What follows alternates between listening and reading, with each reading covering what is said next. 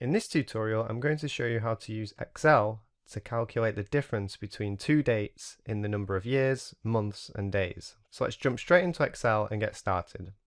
For this example, I'm going to calculate the age of John.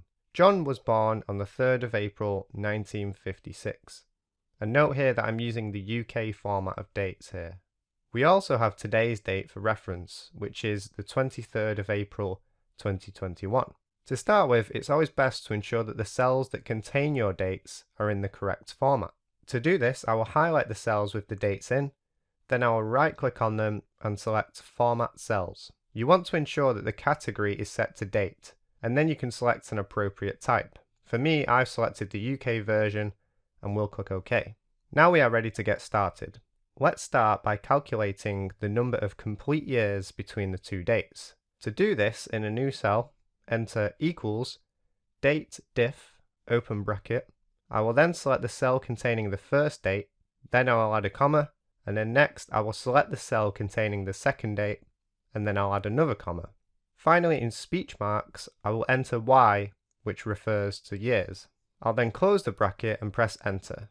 And so for this example, I get a value of 65. So this means John is 65 years old.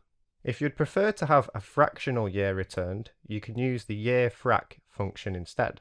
For example, in a new cell, I will enter year frac open bracket, then I will click on the cell containing my first year, add a comma, and then I'll click the cell containing the second year. Then I'll close the bracket and press the return key on my keyboard. So John is in fact 60.06 years old. Moving on, what about calculating the number of complete months between two dates? Well, this process is the same as calculating the number of complete years, again using the date diff function. But this time, instead of adding a Y in speech marks at the end as the units, I will enter M, which refers to months. So John is 780 months old. Finally, let's calculate the number of days between the two dates.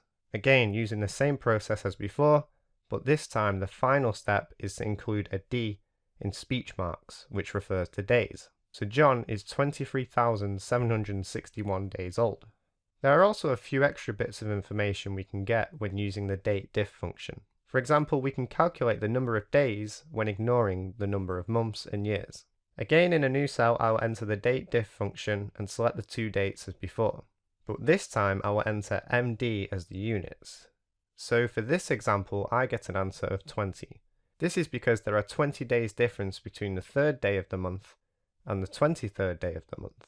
A slight variation of this is to calculate the number of days between the two dates, but ignore the year. So again, I'll repeat the same process as before, but this time the units will be YD.